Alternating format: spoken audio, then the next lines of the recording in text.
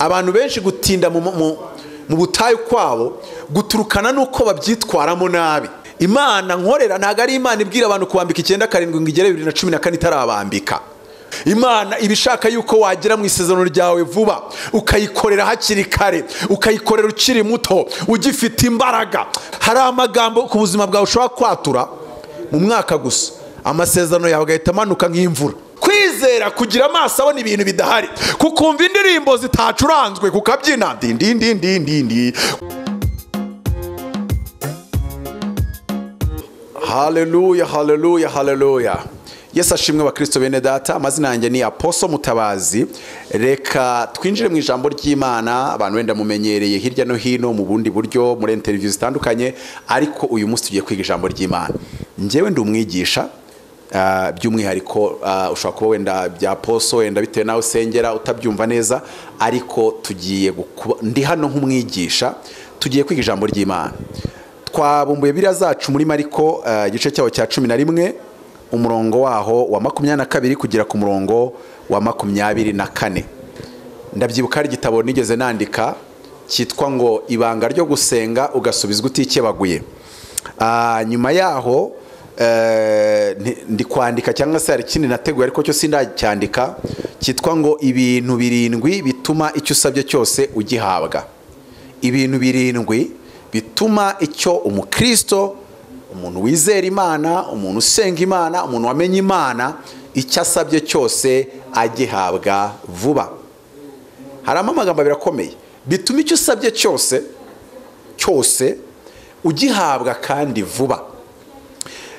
Reka dusome, ariko abantu tugendana reka mbabwire mujye musoma Bibiliya kandi mwiga ijambo ry'Imana, kuko hari amagambo kenshi dukoresha mu kirokore cyangwa twasanze abarokore bakoresha, ariko udashobora gupfa kubona ahantu yanditse mu buryo bwuzuye. Ngo inzira z'Imana zirenze imyenzi ya supanete, wenda ni nyinshi ndetse twanabona handitse ko zirenga 1000, ariko noneho twavuga imyenzi ya supanete ugasanga na akantu k'akanozo bashyizeho. Utwo tunozo rero bashyiraho hari igihe dushiduka twaduhaye message itariyo. Ng'iby'Imana birya barambije byanditse he? Ariko njye nkubwiye ko iby'Imana byihuta, nabona ahantu byanditse muri Petero, mu rwandiko rwa 2 rwa Petero ibice 3:8 ngo bakundwira ijambo rimwe ntikabasobe, ngo umunsi umwe ku Mana ni nk'imyaka 1000 kuri twe, kandi imyaka 1000 kuri twe ni nk'umunsi umwe ku Mana. Ngo umwami Imana ntabwo itinze isezerano ryayo nk'uko abenshi bibwira yuko iritinza, ngo ahubwo itwihanganira igira ngo hatagira n'umwe urimbuka. Haleluya. Hari ibintu 3 bigena igihe uzamana mu butayu cyangwa se ishuri ry'Imana.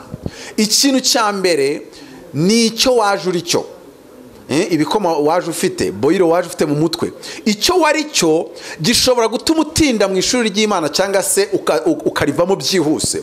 Ikintu cya kabiri ni icyo uzaba cyo. Iyo uzaba ukomeye uca no mu bikomeye. Haleluya. Ntago umuntu uzaba umuririmbyi wo muri korari akajya gucuruza muri Mateus cyangwa Nyabugogo Imana izamucisha mu bintu nk'ibyo uzaba umuririmbyi wa mbere mu isi nk'abasinaci wenda n'abandi batandukanye. Ntago uzaca mu bintu bimwe, uzaba umuntu ukomeye ku rwego rwo hejuru, niyo Imana imutegura imucisha mu bikomeye. Haleluya. Ayiwe, ibintu uri kunyuramo ni igihamya. Ibyo bintu uri kunyuramo ukabona nta wundi muntu ubicamo, ukabona nta wundi muntu biri kubaho, ni igihamya yuko Imana ishaka gukorana nawe ibintu bikomeye cyane. Ntago rero wakabaye urakarira Imana ukumva yishyizemo. Oya, hari umuntu bavuga muri korari akabyimba ati nyivuyemo. None se ubwo Imana yakuzamurika kugeza ku rwego wenda rw'igihugu, aho bazajya kuvuga buri channel yose ikakwandikaho ikakwandagaza, kandi wenda yanaguhimbiye. Kuko uzaba umuntu wo ku rwego rwo hejuru, Imana izanagucisha mu bintu bikomeye by'ibikwazo bikomeye cyane. Rero ikintu cya gatatu n'uburyo byitwaramo. Abantu benshi gutinda mu butayu kwabo guturukana nuko babyitwaramo nabi. Bibiri bya mbere, uko waje uri ntacyo wabihinduraho, icyo uzaba cyo ntago ari wo bigena, ariko uburyo byitwaramo bibasha gutuma amasezerano yawe yihuta gusohora cyangwa se agatinda. Oh haleluya. Reka twinjire mu ijambo ry'Imana tuvuga ibintu 7 bituma icyo usabye cyose ugihabwa vuba. Ndumva ndi gufashwa cyane. Haranditse ngo era kuri 20 tugera kuri 25 Mariko igice cya 11 umurongo wa 20 kugera ku 25. Ngo bukeye bwaho mu gitondo kare bakigenda babona wa mutini wumye uhereye ku mizi. Petero yibutse ibyawo aramubwira ati mwigisha, dore wa mutini wavumye wumye. Yesu arabasubiza ati mwizere Imana.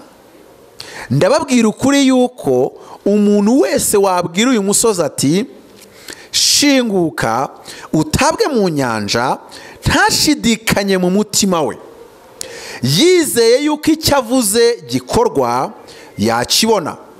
24. Nicyo gitumye mbabwira ni c'est pourquoi, that is the reason why. Iki nicyo gitumye mbabwira ni ibyo musaba byose, niho twakwiye cya kintu bivuga ngo icyo wasaba cyose wagihabwa. Nicyo gituma mbabwira ibyo musaba byose mubishyizeho umutima, mwizere yuko mubihawe kandi muzabibona. 25. Kandi nimuhagarara musenga hakaba hari umuntu wabagiriye nabi, mubabarire kugira ngo so mu ijuru nawe ababarire ibyaha byanyu. Haleluya, haleluya. Ibintu birindwi bituma umukristo icyo asabye cyose agihabwa vuba. Ariko vuba y'Imana ntabwo ari ejo mu gitondo. Vuba y'Imana ishobora gufata imyaka 7, vuba y'Imana ishobora gufata imyaka 5. Ariko utazambera nk'umurokore twahuriye i Nyanza ya Kicukiro akabwira mugenzi we ngo bari gusenga 9 karindwi ngo Imana imubwira ko izamwambika.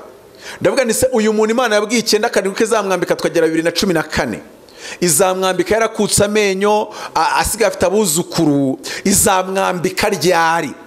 Imana nkorera ntabwo ari Imana ibwira abantu kubambika 9 karindwi ngo igere 2014 itarabambika. Reka mbabwire, iyo ntabwo ariyo Mana twakurikiye. Ntabwo itinze isezerano ryayo nk'uko abantu benshi bibwira yuko iritinza. Za Kimisagara hari abantu bibwira yuko iritinza, abo ngabo bareke. Za Buzinganjwiri hari abandi bavuga yuko ngo yabanitse, abo ngabo baretse. Hari abandi bavuga ngo iby'Imana ngo urategereza we ngikaguhonda. Oya, iki kunyuzamo cyose nuko ibona yuko kiri ngombwa kugira ngo gutunganye. Haleluya, haleluya. Jambo ry'Imana rirambwira ngo nuko rero hayirwa ngo nimwemere ko ari iby'ibyishimo rwose. Yakobo ngo nimwugubwa gituma nibagerageza by'uburyo butari bumwe, ngo kuko kugeragezwa ko kwizera kwanyu ngo gutera kwihangana, ngo ariko nimureke kwihangana gusoza umurimo wako, kugira ngo umuntu w'Imana aboneke ashyitse atunganye atabuzeho na gatoya. Ntabwo Imana ishaka kugutinza mu butayu imyaka 30, nta nubwo ishaka gutinza imyaka 20, ahubwo ikitegereje nuko yabona umaze kugera ku kigero gishyitse. Washyika mu kwezi izagusubiza, washyika mu mezi 5 izagusubiza, washyika mu myaka 10 izagusubiza, washyika mu mezi 7 izagusubiza. It's up to you. Biraturukana nuko wabashije kunyura ahantu hagomba gutuma ushyika vuba. Igihe kimwe nzabigisha n'ibituma umuntu ashyika vuba. Harimo ijambo, harimo ibigeragezo, harimo kwizera, harimo gusenga. Ibyo byose tuzagenda tubireba. Ibintu byatuma uca mu butayu wirukanka, ibintu byatuma ugera ku isezerano ryawe wihuse. Oh haleluya. Hari igitabo nanditse cy'ukuntu umuntu yihutisha isezerano, ariko ndaza kubakomorezaho gato. Reka twihute muri iri jambo turi kuganira. Nakise ngo the shortcut to the promised land. Kubera yuko inzira igera i Kanani ya bugufi ntabwo ica ku nyanja itukura, ariko abarokore benshi duca ku nyanja itukura. Ngo Imana imaze kubakura muri Egiputa ngo yanga kubacisha mu gihugu cy'Abafilisitiya, ngo nubwo ariyo yari inzira y'ubusamo. Imana igucisha ubusamo mu izina rya Yesu. Ngo irangije ngo ngira bazengurutse bajya guca ibizigu ku nyanja itukura, ngo kuko yari yibwiye Imana yari ibwiye iti nibagera mu gihugu cy'Abafilisitiya bagahura n'intambara, ngo bazahindukira mu mitima yabo batinye, ngo bahindukire basubire muri Egiputa. Icyongereza haravuga ngo and they will change their minds. Ikibazo cy'abarokore kiba kuri mind zabo. Ikibazo cy'abana b'Imana ni uburyo dukoresha ibitekerezo n'ubwonko bwacu. Imana ibishaka yuko wagera mu isezerano ryawe vuba, ukayikorera hakiri kare, ukayikorera ukiri muto, ugifite imbaraga. Haleluya. Imana ikutegurira kuzabwiriza amahanga. iguteguye imyaka 30. none se ko yaguhamagaye ufite 20 ukaba ugize 50, ibyo urumva biri biblike? Bibiliya avuga ngo umurewi najyageze imyaka 25 bazajya bamutangira kumuha imirimo yo kurinda ihema ry'ibonaniro, ngo nageze imyaka 50 ngo bamukure ku mirimo ivunanye. Niyo mpamvu mbwira abarokore nkababwira ngo Imana yambwiye indege kandi igomba kuza mu myaka yanjye byibuze hagati ya 50 na 60. ije mbere yaho nabyo ni byiza, gusa kandi ndakiza muri uyu mwaka cyangwa ukurikiraho hari ibigomba kubanza bigashyika muri njyewe, ariko ntimukanashyugumbwe kugira ngo amasezerano asore mutarashyika. Uracyayobora icyumba cy'abantu 20 kikagutesha umutwe ngo wangira regional. Imana se yaravangiwe? Wenda ko wewe wavangiwe, Imana yaravangiwe. Imana izaguha ibintu bingana n'ibyo ushoboye guhendoringa. Ndafashijwe. Iyo usabye Imana amafaranga ntabwo iguha amafaranga angana n'umubare w'isabye. Noneho yisabe miliyari 10 cyangwa se 100 z'amanyarwanda cyangwa z'amadolari. None se Jeff Bezos nafite miliyari 200 na miliyoni 600 z'amadolari, biliyoni z'amadolari 200, ariko Imana iguha amafaranga ushobora kumanaginga, gukorera gestion. Nimba udashobora kujera miliyoni 1, ntago Imana izaguha miliyoni 100. Nimba ubona 100 bikakunanira kubitangira icya 10, uri wikirwa usaza imigeri ngo Imana ngo niguye kwinjiza za miliyoni 10 z'inyungu mu kwezi. Imana irakuzi iza amafaranga wakiranukamo nayo takiranukamo, irakuzi izi ibyo washobora n'ibyo utashobora. Iguye kuyobora igihugu n'akagaru utakayobora. Imana iguha ibintu ushoboye. God gives you what you can manage, not what you ask for. God will give you what you can manage, not what you can ask for. Ikintu cya mbere rero navuga ko turi mu mwuka wo kwiga. Ikintu cya mbere gituma umukristo asabye Imana cyose kimuha vuba ni ukwatura. Mu magambo twasomye na ahantu twasomye havuga ngo umuntu wese wabwira uyu musozi wabwira iki kibazo, kwatura. The power of your tongue, imbaraga z'ururimi rwawe, kwatura. Iri jambo narivugaho umwanya urebye, hari ibyo ntari butinde, ariko iri jambo ndarivuga akanya. Abarokore benshi ibibazo tugira cyangwa se uburyo tugenda duhagama ntitwinjire mu masezerano yacu, kandi ukuri abantu benshi bafite amasezerano babanye nayo imyaka, kandi abantu benshi basigaye bitotombera Imana, ariko si Imana yabatindije, ahubwo uburyo bitwaye mu butayu nibwo bwabamajijemo imyaka 40.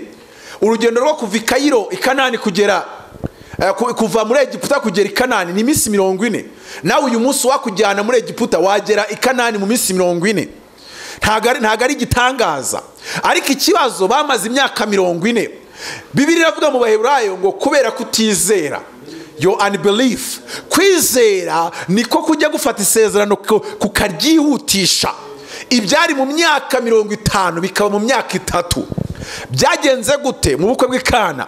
Yarababwiye ngo igihe cyanye nikiragera. Mariya yarababwira ngo ibyo babwira byose mubikore. Oh haleluya! Kwitondera ijambo bibasha gutuma umuntu yihuta mu masezerano. Reka tuve ku mbaraga zo kwatura. Umuntu wese mu bwonko bwe habamo agace bita reticular activating system. Ako gace kaba mu bwonko nge nita kaginga, ni agace gafite inch 2 kavumbuye muri Harvard muri 1986. Ako gace gakora iki? Ako gace ni nk'agapolisi ku bwonko. Ako gapolisi gakora iki? Gashinzwe kwinjiza mu bwonko ibyo kabona ari ingenzi kuri wowe, ariko wumve ko ako gace kawe nakanjye ntabwo ibyo kabona ari ingenzi kuri wowe ari byo kabona ari ingenzi kuri njyewe. Ku bantu b'abakene kabona gukena ari byo ngenzi, kabona amakuru yatuma bakomeza gukena ariyo ngenzi, akaba ariyo makuru yinjira, akaba ariyo makuru ahabwa karibu.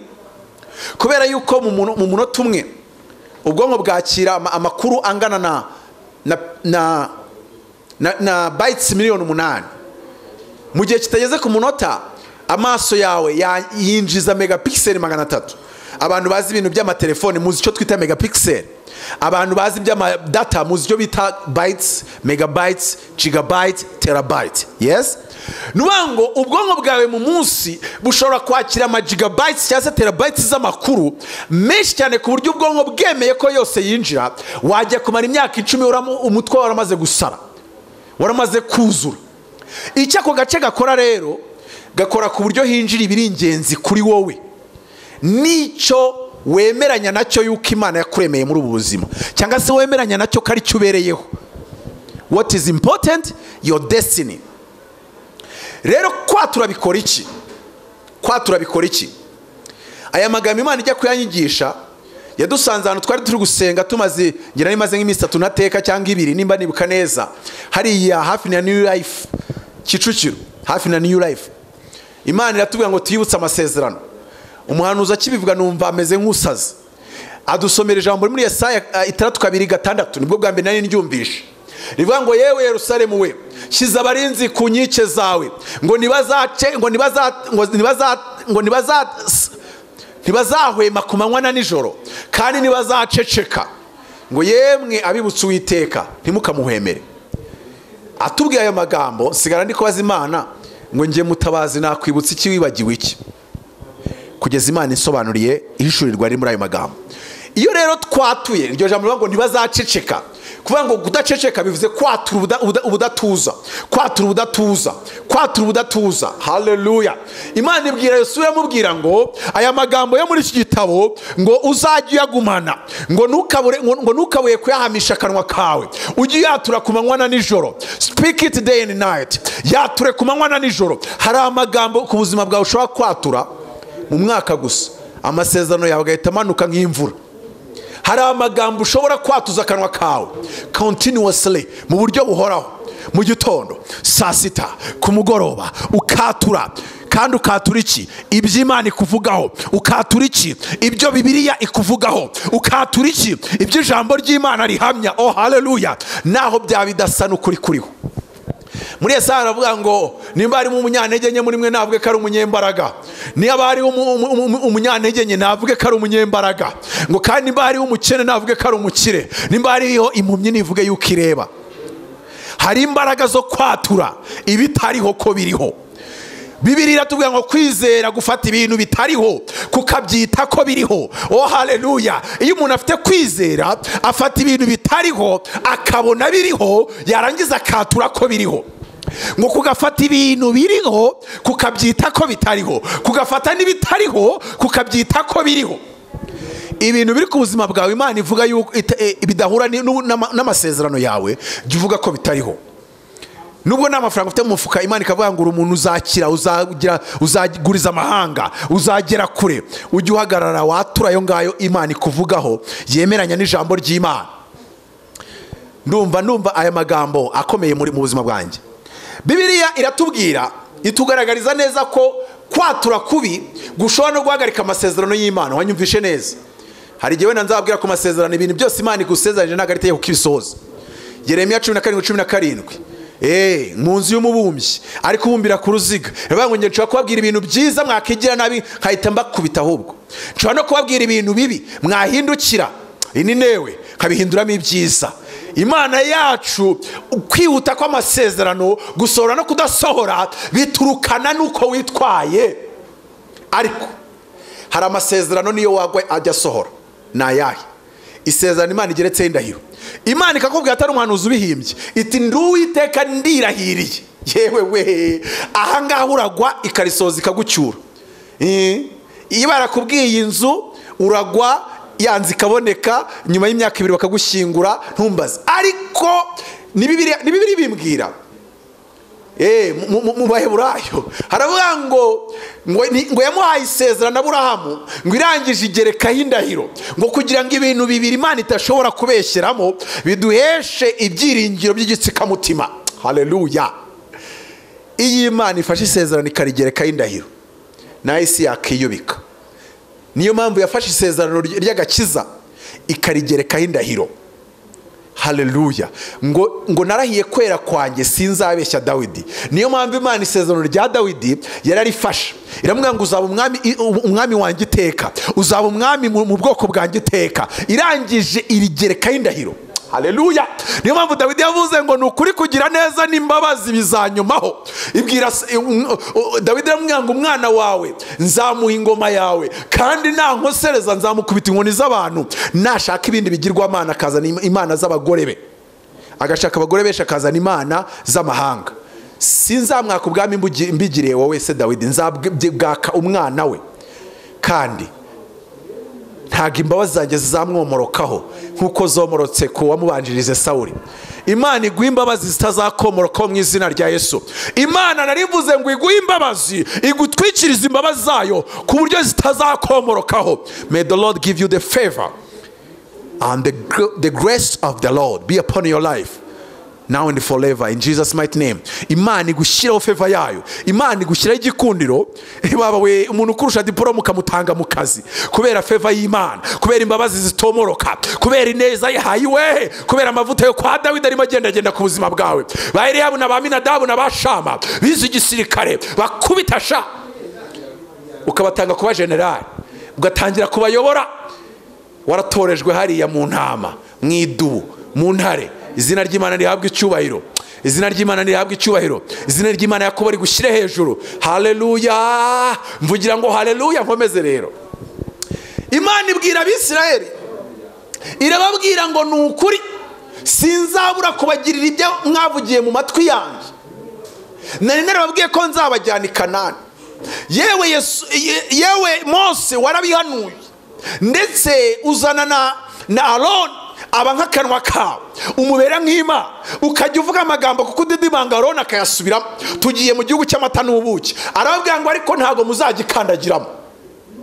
Ari Mose ari Aroni arababwira ngo impamvu mutazigira mugikandagiramo nuko mwancumureho ku mazi y'Imeriba, mwarangiza ngo kuko mutanyizeye ntimugaragaze kwera kwanjye ku mazi y'Imeriba. Nuwango impamvu Mose atageze i Kanani nuko ubwo kutizera bizana ibyaha bikazana bikagenda bizana gusubira inyuma, bizana guhagarikwa, bizana Imana y'amahoro ikumere gukiranuka rata. Imana y'amahoro ikwimere kwizera kwa kundi kwatura ibintu bitariho ko biriho. Imana ikumere kwizera gutangira kubona ibintu bitariho mu isi y'umwuka ko bihari. Muri ibyo yararimbye ngo iyo naniwe mu rugendo rwanjye, iyo nanirwa mu rugendo rwanje, ndebesha ukwizera ibiri mu ijuru. Kwizera kugira amaso abona ibintu bidahari, kukumva indirimbo zitacuranzwe kukabyina ndindindindindi. Kwizera kujya kureba ibintu byose byaparanga, warangiza amaso y'umwuka akabona intebe y'icyubahiro wicaye hasi ku cyavu. Amaso yo kwizera akabona intebe y'icyubahiro wicaranye n'ibikomangoma. Rebesha ukwizera ibintu biri mu isi y'umwuka.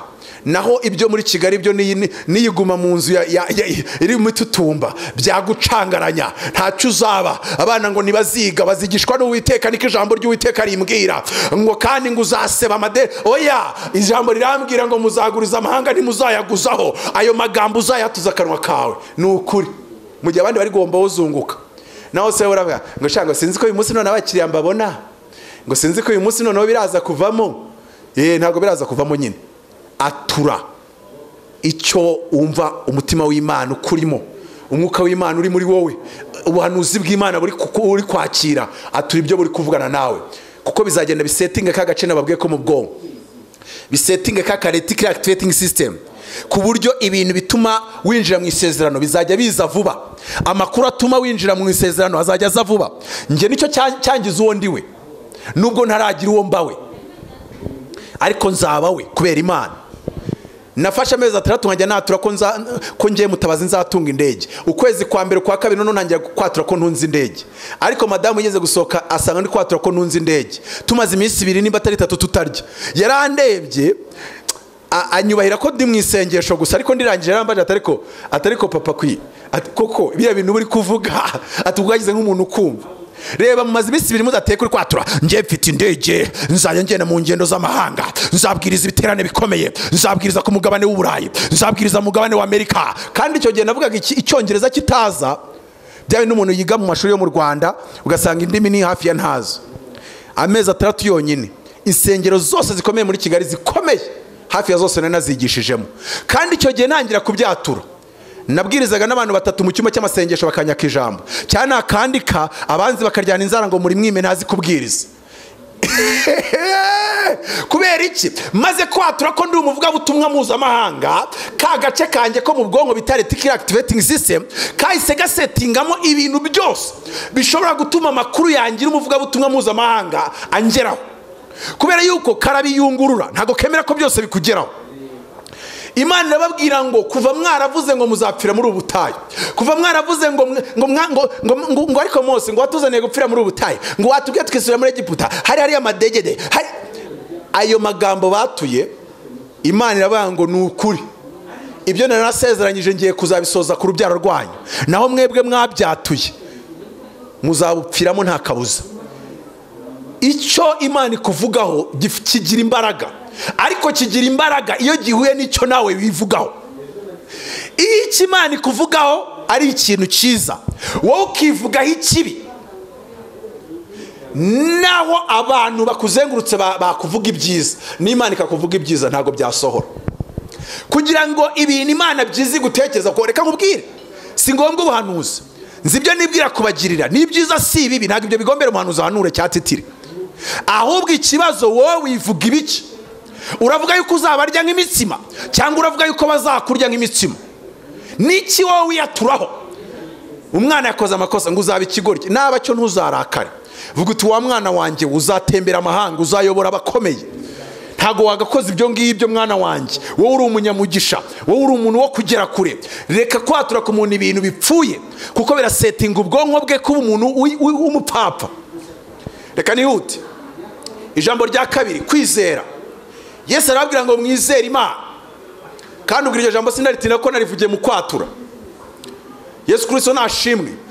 Yesu arababwira ngo ni ukuri kugira ngo umukire yinjire mu bwami bwo mu ijuru bimeze nk'ingamiya kwinjira mu rushinge. Baramubwira ngo none se nimba bimeze bityo ninde uzakizwa?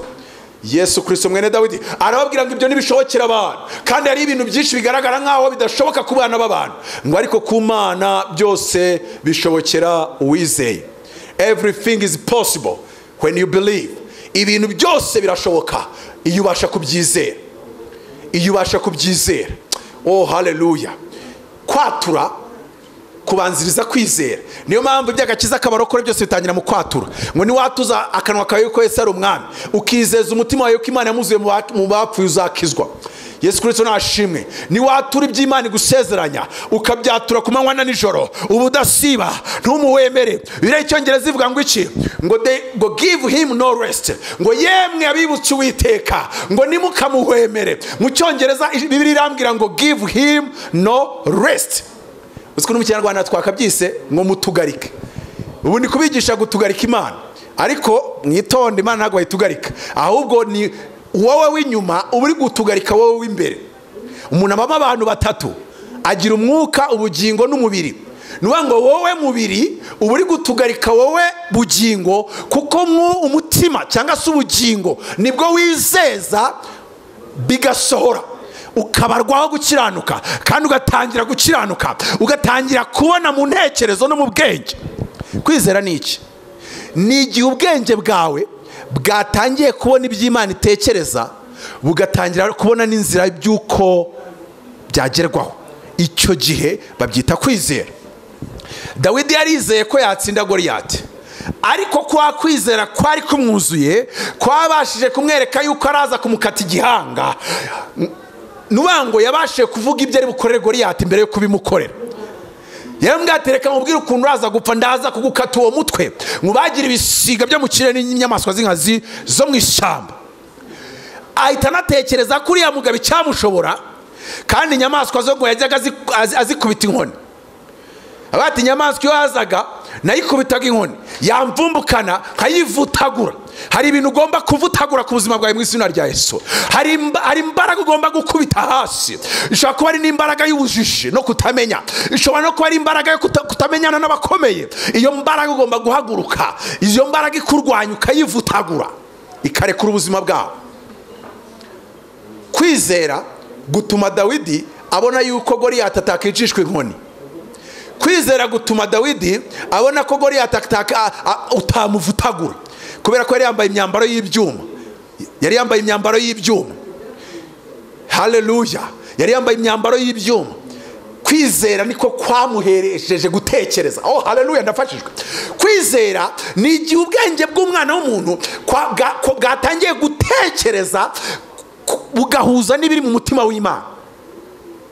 Kwizera si ukudatekereza, kwizera si ukubura ubwenge, ahubwo ni igihe gutekereza k'umuntu kwatangiye guhuza n'ibitekerezo by'ibiri mu mutima w'Imana. Bwa mbere mvuga ko nzagura indege ntabwo Imana yari yabimbwiye, nayo nabitekereje. Ndimo nsengera ibiryo numva umutima wanjye nyemeje ko nzagura indege. Noneho ntangira kubwira abakorani kandi nzagura indege. Gwero uwo munsi najya ndyamba narota nkerekwa mfite indege. Ndavuga nariko bingibi sinzabyemeza ntaratangira kumva noneho bivuzwe mu bundi buryo. Nyuma y'imyaka 2 natangiye guhura n'abahanuzi. Muhanuzi umwe twahuriye Kadesha arambwira ati nukuri ibyo mbonye birancanze. Ati nukuri uzatunga indege. Nicyo kirashaje, nimba ushaka kunyemeza ko weretswe erekwa n'ikindi. Ambwirayo n'ibindi bibiri. Ndavuga naho ngaho cyo kozakira ituro, umwuka uri muri nje wemeranya n'umwuka wawe n'umutima w'Imana yuko icyo kintu kizasohora kandi giturutse ku Mana. Dore ko abantu muri iyi minsi batuburiwe bikomeye cyane. Ndi gushaka kugira ngo nihute nerekere ku musozo. Kwizera ni iki? Kwizera kuzanwa ni iki? Bibiliya yambwira ngo dore kwizera kuzanwa no kumva. Kumva kukazanwa n'ijambo ry'Imana. Iyo turimo twatura ibyanditswe byera, twatura ibiri muri Bibiliya, tubyatura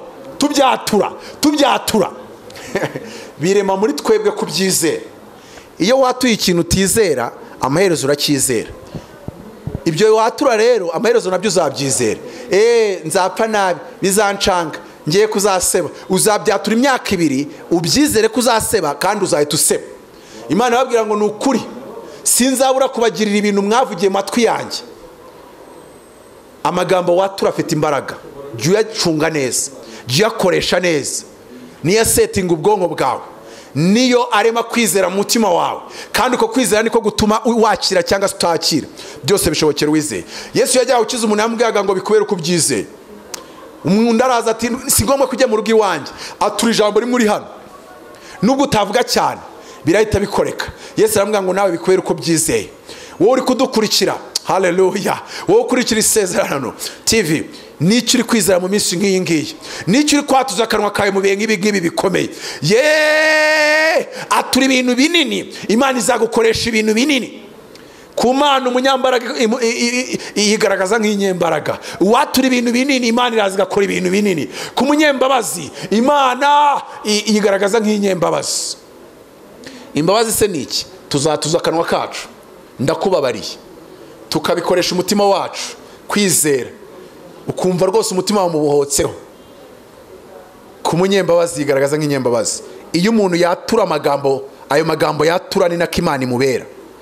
Whatever you declare is what God will do in your life.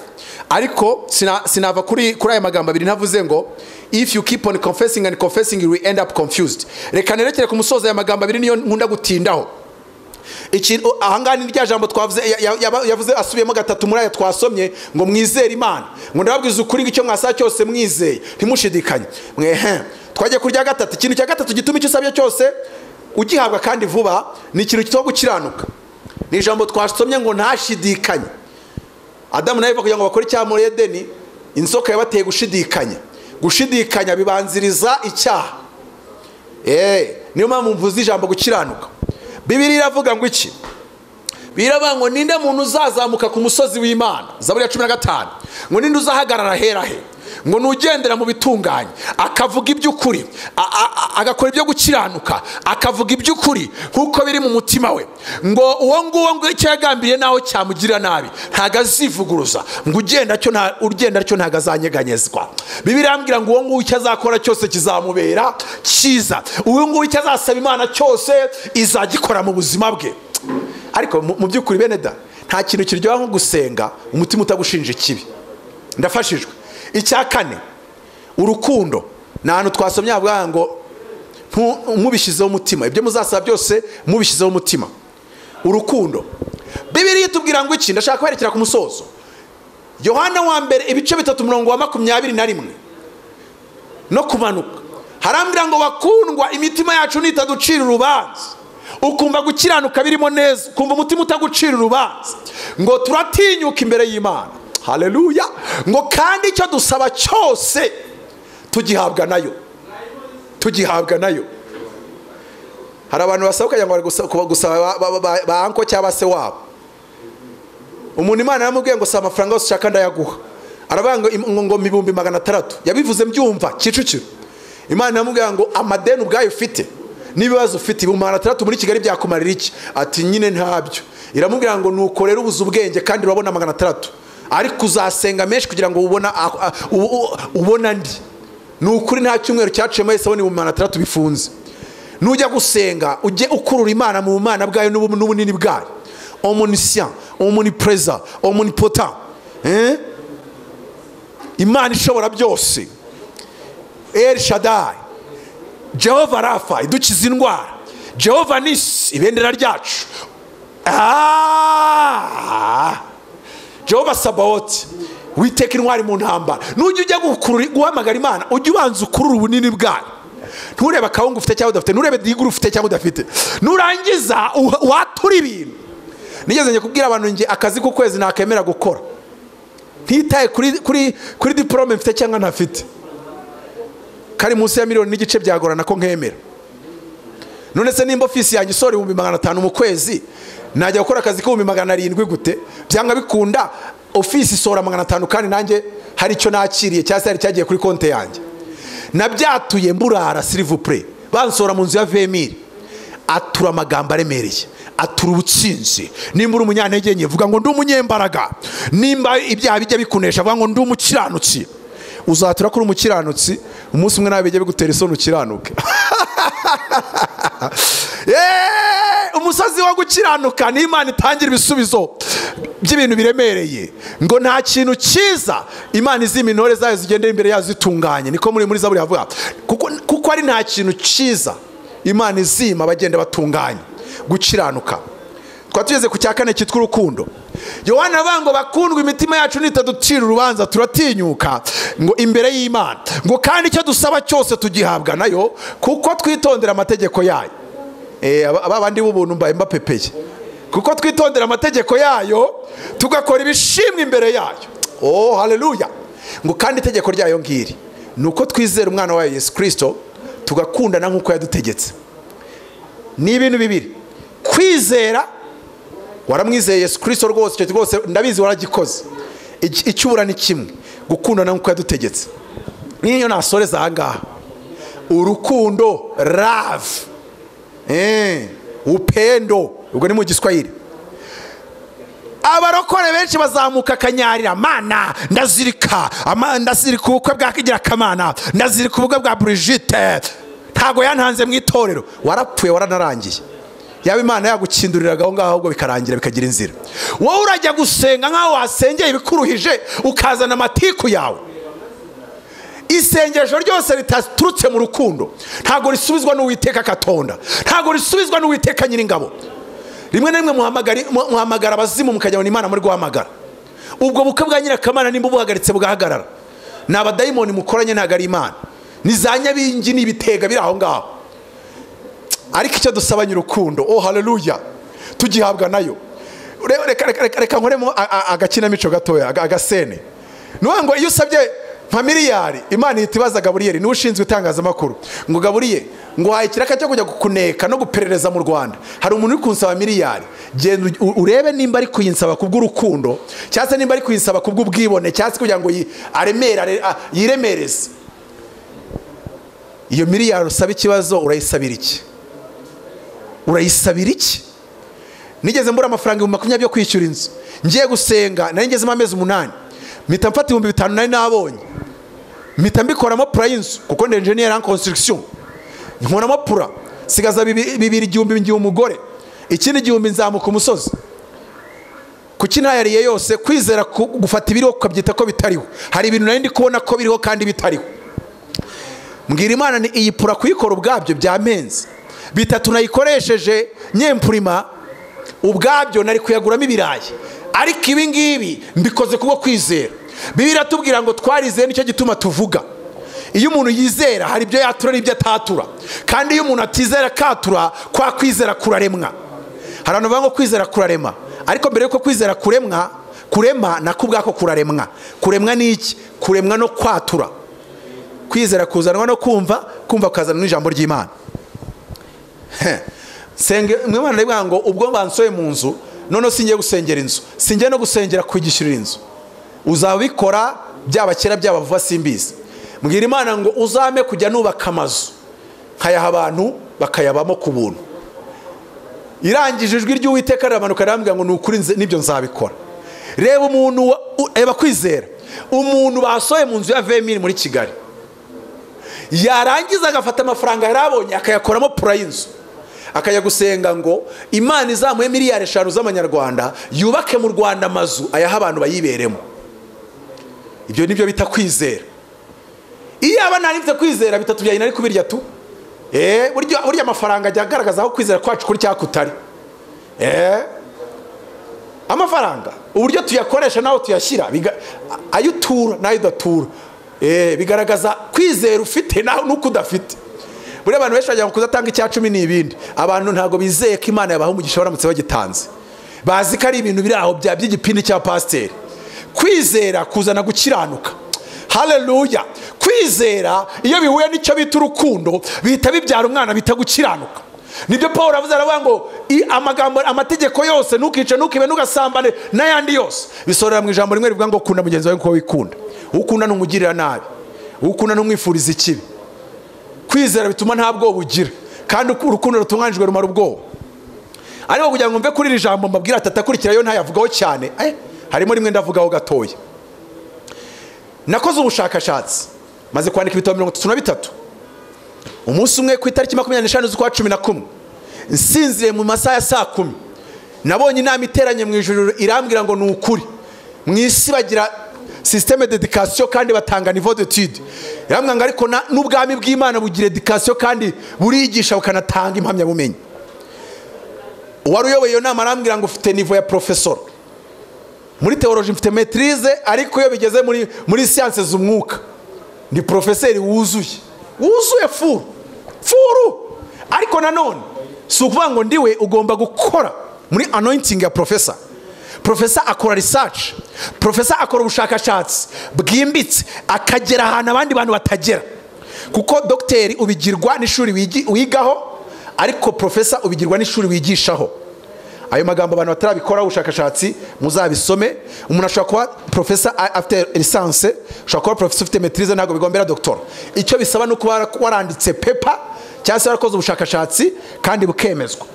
Ubwo ijuru rero ryasuzumye ubushakashatsi bwanjye, nabonaga umugabo arimo arambura impapuro za duplicata, arangira arambwira ngo wowe uri professor.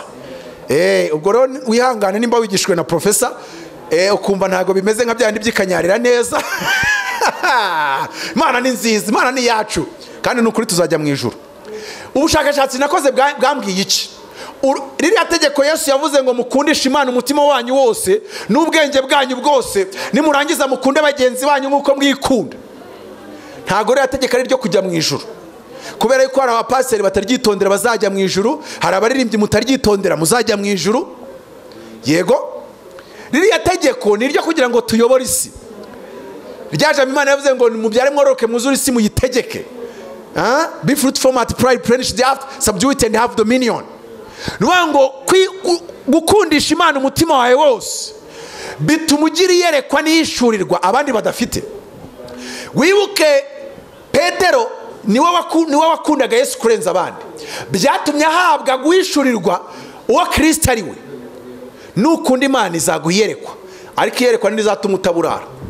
Noneho gukunda bene so sasa biguhuza n'ubutunzi, biguhuza n'abantu bakomeye. Gukunda bene so bizana amafaranga ukeneye, kubera yuko in the end amafaranga ukeneye uzayakura ku bantu. Nimba ucuruza abakiriya n'abantu, nimba ushaka followers kuri YouTube n'abantu bazagufollowinga, byanga bikunda urukundo ukunda abantu ruzangana n'umubare wabo gufollowinga. Nimba ushaka gukundwa nawe kunda abandi, akebugeramo ni nako nabo bazakugereramo kandi uzacugusirizwa, uzasenderezwa. Mutabazi sinabura abankunda ko nge nanjye ndabakunda. Sinzabura abandwanya ariko sinzabura n'abankunda, kuko Mutabazi nkunda abantu nanibuzemo n'inyama yakanga umuntu. Hayiwewe, haleluya. Kandi buri iyo mbakunda mugira ngo iyo mbakunda ubundi sino kubakunda. iyo mbakunda ni ukwigirira neza. Bibiliya ntitubwira ngo iyo umugabo akunze umugore we ngo aba yikunze ngo kubera yuko ariko we haleluya. Kandi buriya iyo umuntu yamaze kugira ruya rukundo, Imana ihitire kuri imbaraga ye y'ubuyobozi, Imana ihitire kuri imbaraga ye yo gucuruza, Imana ihitire kuri imbaraga ye yitwa igikundiro. Mbabwira iki? Ngo ineza y'umuntu niyo imutera gukundwa. Senga Mana mu igikundiro, suka y'igikundiro mu izina rya Yesu. Ineza y'umuntu niyo imutera. Gabanya amatiku, gabanya. Nimba ushaka ko batakuvuga nawe ntukavuge bene so. Nimba ushaka ko bakuvuga neza nawe jya uvuga abandi neza. Nimba ushaka yuko nawe abantu bajya batangira kujya baguha amafaranga, nawe tangira wige gutanga amafaranga. Nimba ushaka ko bagusura nawe sura bene so. Icyo umuntu abiba nicyo asarura. Icyo umuntu abiba nicyo agira gute? Asarura. Urukundo sha, iyo ukunze abantu nabo baragukunda. Imana ikaguyerekwa kuko uyikunda, ikaguha amafaranga kuko ukunda bene so.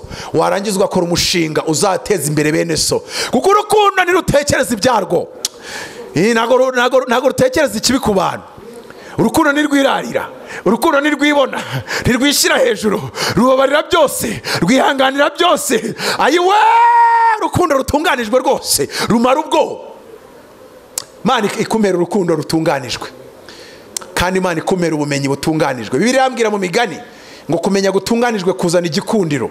Perfect knowledge brings favor. Imana ikumera igikundiro mu izina rya Yesu. Imana iguha ubumenyi butunganijwe. Twagiye ku cya gatanu, deja nicyo ngicyo ngezeho. Ijambo twasomye rivuga ngo hakaba hari umuntu. Urumva ugiye gusenga wibuka ko hari umuntu. You remember? Ibyo turabyitiranya no kumenya, knowledge. Abarokore benshi niyo nasoreza kuri iki. Ibindi nabibabwira ni nguruka. Abarokore benshi impamvu basenga ntibasubizwe, they are ignorant.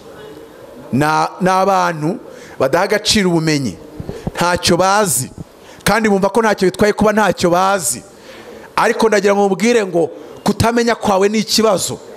Shaka ubumenyi. Bibiliya imbwira ngo iki? Salomo yaritonze abwira abahungu bashaka kugira ngo binjire mu butunzi, binjire mu mugisha, binjire mu muzuro w'amasezerano. Arababwira ngo umva, shaka ubwenge, shaka n'ubuhanga, ibyo utunze byose ubishakishe kumenya.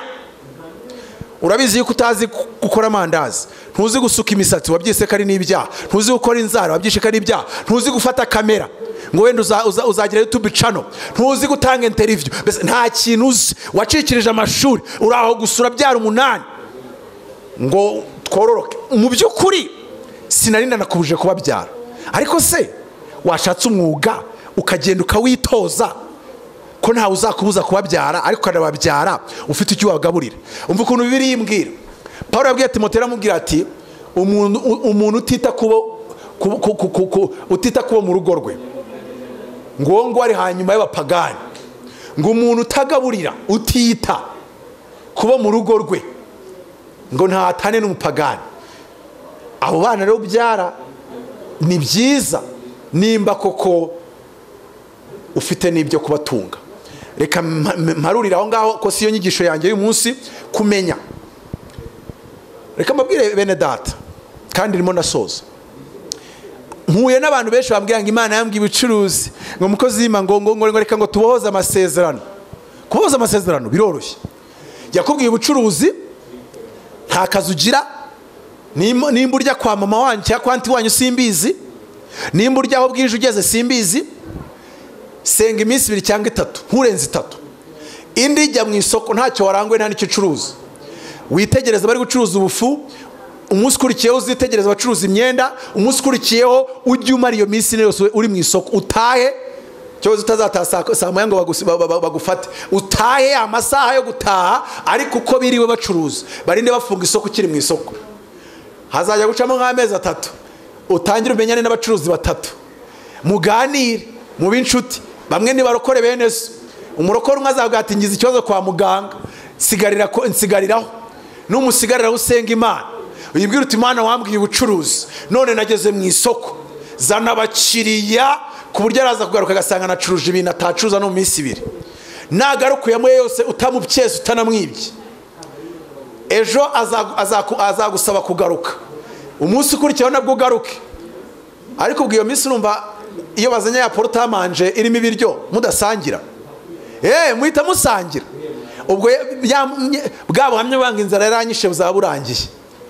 Uzajya ugenda umucururize uryeyo, iminsi 2 uzamuka umusozi, wongera uhamagara Imana, wongera uri gushaka iki? Ubumenyi. Uri kugerageza kwiga gucuruza. Yego, ugerageza nimba ushaka wenda kubonera umugisha mu gukora videos production, utangire wegera umuntu ufite kamera, ujye umutwaza trepiye ku buntu, ntazakubura sex ngo genda unywa amata. Nurangiza ugende wiga uko bafata video, uzashiduka imyaka 2 ishize urimo videographer cyangwa se cameraman wo ku rwego rwo hejuru. Knowledge. Bibiliya irambwira ngo ubwoko bwanjye burimbutse buzize kutamenya. My people are perishing because of the lack of knowledge. Abantu benshi basigajwe inyuma no kudashaka ikintu bamenya kandi ngo bakimenye ku rwego rutunganye. Kumenya gutunganye ni impano y'umwuka, ni impano y'Imana. Kandi iyo umuntu agize urukundo rwa n'ababwiye, ruriya rukundo ruraza rukactive ubwonko. N'ubushakashatsi nakoze, byibuze ubwonko bwawe bugatekereza kugero kikubye inshuro 7. Mutabazi ntaramenya Imana suko natekerezaga. Hano abantu bajya bandeba ibitabo nanditse ngo yuko yewe ngura umunyabwenge ndarengana. Ni urukundo rw'Imana runkoreramo, runsohotsemo natekereza nk'abandi bose. Ikindi ni mwuka wera twahawe, ntamufite natekereza nk'abandi bose, ariko igihe cyose mufite. Indege yo narayibwiwe, ariko hari ibindi 2 nishyiriyeho, ntago nabibwiwe, narabyatuye. Naravuze ngo nzavugira ku cyiciro cya UN umunsi umwe, mbahe speech kabisa. Icyo ntago Imana yakimbwiye, ninjye wacyatuye. Ndanavuga kandi ashaka kuzafata speech muri Harvard. Ibyo ngibyo uwumva ndengereye ni yihangana. Nabonye handitse ngo think it's not yet illegal. Gutekereza ntabwo birashyirwa mu byaha bihanirwa. Aho nakavuye ko nzatunga indege sindabona ribu iza kumfata. Nta cyaha kibirimo kwatura ibintu binini, nta cyaha kibirimo kwatura ibyo wizeye. Hallelujah. Aho kuvuga ahubwo ibintu by'amangambure n'amanjwe n'ibisenya igihugu, wagenda ukatura, nushaka washaka ukatura kuzayobora Amerika, nta uzagufunga, wenda bazaguseka, ariko ni watura ushorewe n'umwuka wera. Imbaraga z'Imana zizaza ziguha ubwenge bukubye inshuro 7, bukubye inshuro 70, kandi ibyo bintu bizakwinjiza ahandi hantu, kandi ibyo bintu bizatuma ukora ibintu batangara. Ngo yahamagaye abaswa kugira ngo ikoze isoni abanyabwenge. Muganda yaravuze ngo Mukama ayita abasiru takoze sabasiru, ngo Yesu ahamagara abaswa ariko ntakoresha abaswa. Bantu bigize abaswa, mama ndeke ko nawe usambanye, muma mubyaye ubusabana be ni bari mu iteraniro, ndiko nawe usambanye, ubwo se ni umugabo wari mu iteraniro, we musiru. Abaganda bahita bavuga ngo we musiru. Wowe urazana ubugoryi bwawe ngaho ngureretswe, mugabanye ubugoryi, mwuzure umwuka wera. Paulo avuze ngo njye nahawe umwuka wo kubaka si uwo gusenya, ko wasenye bene so wabamaze. Uwo mwuka ukuzuye ni mwuka bwoko ki? Uwo ni mwuka bwoko ki? Bibiliya tubwira ngo nitwawe umwuka w'ubwonko udusubiza mu bubata, ngahubwo twawe umwuka w'ubwenge n'urukundo n'imbaraga. Yesu Kristo nashimwe. The spirit of love and sound mind. Nta kimwuka wera pfana n'ubujiji n'ubugoryi. Umwuka wera azana ubwenge.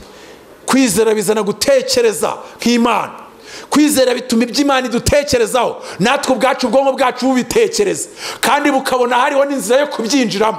Oh haleluya! Ngo ndebeshe ukwizera ibiri mu ijuru, amaso y'aho indege yanjye izava. Udafite kwizera ntago wabibona, ariko ubimbajije nanagushanyiriza ku mapuro, nagukorera mapu y'uko izaza. Ndafashijwe, nagukorera mapu pe. Kwizera si ukuba udatekereza, ahubwo gutekereza kwawe kuba gukubye inshuro nk'ijana iz'umuntu utaramenya Imana. Icyo nicyo twita 4e dimension. Nuba ngo umuntu afite gutekereza gusa n'uko Imana. Paulo abivugaho umunsi umwe mu Baroma, arababwira ngo ninde wagira Imana inama, ngo ariko twebweho ngo dufite gutekereza kwa Kristo. We have the mind of Christ. That is the 4th dimension mind. That is the 4th dimension mentality. Unstoppable, undefeatable, untouchable. Nta cyaguhagarika, nta mbaraga yaguhagarika, nta muzimu wabasha kwitambika amasezerano yawe, nta kintu cyakubuza gukundwa, nta kintu cyakubuza kugera mu by'Imana yakuvuzeho, nta kintu cyaguhagarika na kimwe, kuko ufite gutekereza kw'indwanyi. nta guca ku nyanja itukura, ayiwe no ku mazi y'Imeriba, nta guca Refidimu, hari amasoko 70. wowe wicira mu gihugu cy'Abafilisitiya, ukubita umanuka iminsi 40 muri Kanani. Akira Kanani yawe mu izina rya Yesu, akina Kanani yawe mu izina rya Yesu. Ayiwe ndatura ku masezerano yawe. Nimba yari yarahagaze arongera kugenda, nimba yari yarakonje arongera gushyuha mu izina rya Yesu. Numva fashijwe. Icya gatandatu no gutekereza. Ngo yibutse iby'umutini, gutekereza. The use of imagination. Abarokore benshi they never use their imagination. Bazi ko gukoresha ubwonko ari ukuvangirwa. Ngo ariko mwene da ngo nukicira inzira. Ngo ngiye nukuri ngo natuje negereje Imana. Sawa. Twashyinguye benshi bambwiraga nkuko mugirerega. Bapana n'amasezerano sha. Ubwo rero ibintu bamumbwira, ibi bintu by'uyu murimo amakuru ndayafite. Ntago ari ibintu mvuga numvanya abandi. Uyu murimo ngubayemo full time, imisozi basengeramo nyigiyeho, ubuvumo basengeramo mbugiyemo, amazi basengeramo nyagiyeho, kandi aje gusanga n'ukuri. Ubigiyemo neza, Imana ikora nawe ibikomeye. Ariko ibijyanye mu bujiji n'ivangirwa nahabonye, wanasara ugatumutwe. Utekereza, reka wende tuzabicakira umwanya wabyo. Ese gusenga no gutekereza bihurira he? Ariko reka nyivugaho gatoya. Bibiliya irambwira mu Migani 16:9 ngo we should make our plans counting on God to direct our steps. Ngo tujye mu Kinyarwanda arabango umutima w'umuntu utekereza urugendo rwe, ngo ariko Imana niyo iyobora intambwe ze. Umva ihishurwa ari muri ijambo soze. Iyo umutima utaratekereza urugendo, Imana ntago yayobora intambwe. Don't ask God to direct you if you are not willing to take the step. Ntuzigere usaba Imana kuyobora niba udashaka no kugenda. Turi gusoza. Abantu benshi nimusenga, mujye musenga Imana muhe detail. Uyibwire plan. Uyibwire plan y'uburyo ushaka kubaka inzu nk'iyo kwa Rubangura. Uti Imana, uyibwire ukuntu ushaka kuzagura ikibanza. Uyibwire inzu uzahubaka, uyibwire n'ikizakora. Nubu bivuze kubw'urukundo. Haleluya. Nubu bivuze umutima utazi gucira urubanza. Uhagaze kuri wa musozi wabera. Wa wundi umuntu avuga ngo ikintu yarahiriye naho cyamugirira nabi ntazivuguruza. Nubu uhagaze kuri wa musozi wo gutekereza. No gutekereza urugendo rwawe. Mu Cyongereza tubyita planning. Abarokore impamvu badasubizwa, they never plan. They never plan anything. Naricaye planning ukuntu nzagura indege rero mbasetse. Nabi planninga nkajya gusenga nzagurisha kopi 40,000,000 mfite nguramo indege. N'ibiciro by'indege ndabisacinga. Nagiye gusengera ibyuma umukecuru w'imyaka 65 arambwira ati ndakurahiye Imana yamamagaye kumbwira kutazayigura. Ariko ngiye yamamagaye yambwiye ko nzayigura. Ati jewe yamamagaye mbwiye kutazayigura. Twari dufatanye mu mashati. Kuko ku masezerano ndakubita. Ubundi ushaka gucika mu nshuti zanjye, wambwira ko ntazatunga indege, sinazongera no gusuhuza, nimero yawe nyisiba muri telefone byoroshye. Noneho uyu mukecuru mu gihe tugiterana amagambo arambwira ngo njyewe utaranatangira kuvuga yuko uzagura indege, Imana yambwiye ngo uzajya ahantu wigishe umuntu afashwe, yumva ijambo urimo neza, yumva ibyo wigisha birafatika. Avuga ati ngiye nguhaye impano, ntuzongere kujya gukatisha tike y'indege ndayikwihereye. Ariko nari nabanje gukora plan yuko nzayigura. Ikindi rero nabonye ku Mana, ugomba ninjiye mu cyo twita theologie systematique. Iyo ufite plan, Imana iraza ikagukorera correction, ikagukosora, igakora icyo twita ajustage mu Gifaransa, ikajusta plan yawe. Nani nzi ko nzayigura, irambwira tuzayihabwa. Ubwo biravuze ngo kandi mbambwiye ko nzayihabwa, ngomba gushaka ijambo. Mbese ubu ndi gusoma Bibiliya ndimo nsesengura, reba nk'ibintu twasomye muri Mariko we ntabyo wajya gubona. Nubango nzi ko ariho ubutunzi bwanjye buri, nzi ko ariho nshobora guheshereza abandi umugisha, kandi nanjye bikambera umugisha. Oh haleluya. Numasoje. Imana ku munyembaraga igaragaza nk'inyembaraga, ku kigo ryizigaragaza nk'igoramye, ku munyembabazi kigaragaza nk'inyembabazi. Iyo usenze Imana ukayibwira plan, iraza nayo ikakubwira detailed and exact plan. ariko iyi Imana usenze ukayibwira ibintu by'inshinga zidatondaguye nayo iraza ikagushyirira muri subujo nk'itifu empine nawe ukirwariza mu magambo makeya ni ngako urwenya nashaka gushyiramo si uko ari subujo nk'itifu ishyiramo igushyira muri intuze indetermine igushyirira mu bintu birendetermine kubera ko nawe wayibwiye mu buryo burendetermine ngo igiti cy'inganzamarumbo hari umuntu usenga turi gusoza ngo igiti cy'inganzamarumbo ngo sambe itarumba ngo bwugamo bw'umugaru ngo Mana uransobanukiwe ngo ntacyo udasobanukiwe ngo undebe unyitegereze ugire icyo urema ugikomeze mwami Imana rero ungarukeho ubwo mu by'ukuri urabona agasengeye mwumvise iki bwira Imana uti ndashaka gutangira resitora nkeneye 1,200,000 nkagura ibintu by'ibimeza byo mu gikoni nkashaka abatetsi beza babandi bakaranga ifiriti barangiza bakora salade ukabona birajyanye senga Imana uyibwire Dawidi yasengaga ate yarasengaga ngo umwami witwa Gihoni wamugize gutya niwe wakubise abana b'imfura muri Egiputa ati ndakwibutse ku nyanja itukura yasengaga ashyizemo detail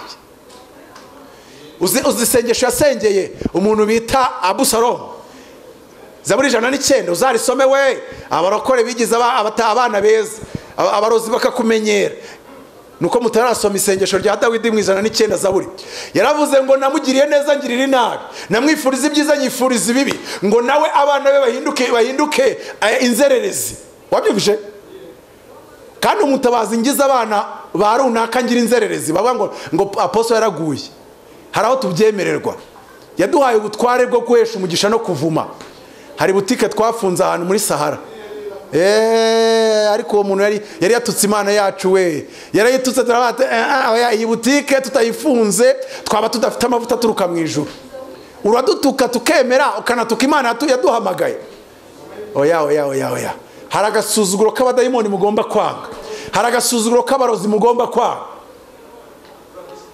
umurozi wamumenye yuko akurogera uzasengera imwimura muri yo karitsiye nahatinda nimishaka azaze inkangu itengukane n'ibye umurozi ntagahagarare ku buzima bwawe ngakubuze gufashwa ampurisi none umurozi wa kwigambye ngo nyirakama hari no ubwo kandi mvuze umurozi n'umuntu ushaka gusenyera urugo n'umurozi n'umuntu ushaka kwirukanisha mu kazi n'umurozi ngo iki n'umuntu ugira amagambo nyine ishyushyushyushyu n'uburozi mu isi y'umwuka iyo uri kwereka ubona uwo muntu ameze nk'unywa amatabi cyangwa se n'inzoga kandi atarukanywa inzoga ni umuntu uteranye ni umuntu w'umunyamagambo uwo nawe ni umurozi mu bandi Bibiliya iravuga ngo ntukareke umurozi abaho ajya apfa umuntu ushaka kwirukanisha ku kazi ni ukuri mbere y'uko akwirukanisha muhangayikishe guhera mu buriri ngo iki ngo ni bosi wawe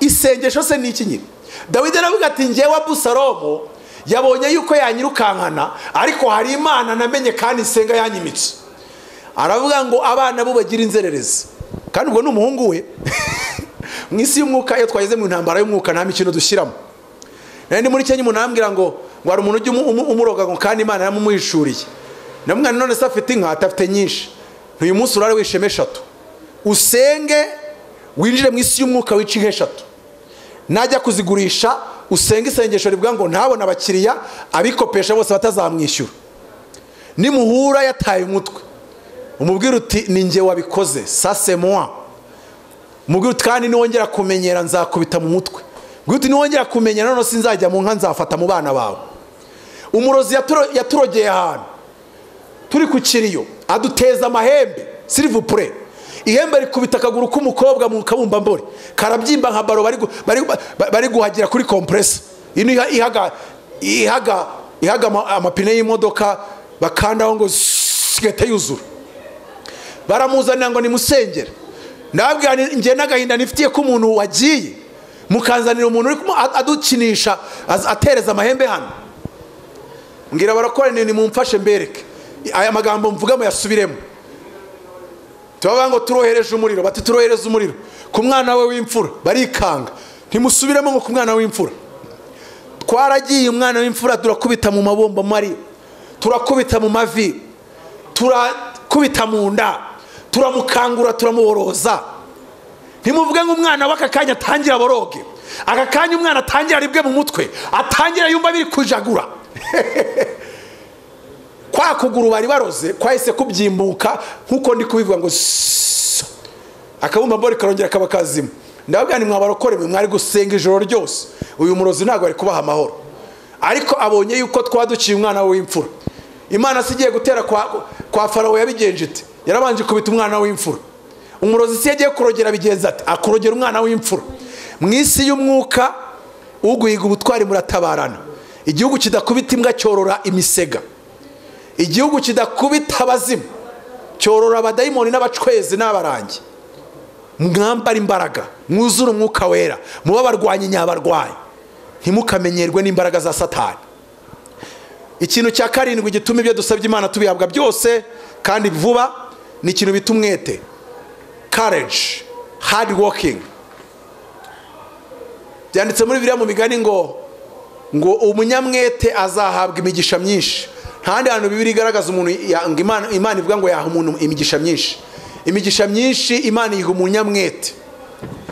Ngo kandi umunebwe ngo ku murimo we ameze nk'umuvandimwe w'umurimbuzi. Umwete, tangira gukora ibintu byawe ufite umwete. Hari inshuro ushobora gutsindwa, Imana ikavuga ngo nkurikije umwete afite ndi Uwiteka ndigwatirije. Nimba ari ubumenyi yaburaga muhaye favor idasanzwe, ko favor ituma ukora ibintu birenze ubumenyi n'ubushobozi wari ufite.